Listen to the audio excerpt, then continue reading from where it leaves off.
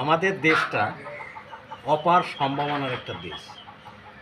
এই যে এখন পাট শাক খাওয়ার সিজন, হাজার হাজার বিঘা পাট চাষ হচ্ছে, অথচ এই পাটের নিচের থেকে কয়েকটাকে পাতা ছিঁড়ে যদি শাক খাওয়া হয়, পাট শাকে প্রচুর পরিমাণ ক্যালসিয়াম এবং এটা নিয়মিত আমরা এই সময় খেতে পারি।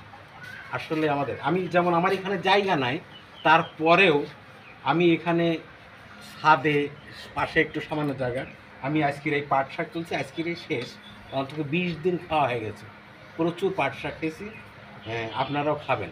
আমাদের দেশে প্রত্যেকটা পরিবারে যে কয়জন মানুষ সেই কয়জনই রুগী। এই জন্যেই হসপিটালে তিল ঠায় আর নাই রে। আসলে পরিকল্পিতভাবে শাকসবজি খেলে তার অসুস্থ হওয়ার কথা না। প্রচুর শাকসবজি এই দেশে আনাচে কানাচে বাগানে হয়, কিন্তু আমরা খাই হিসাব করে কয়জন।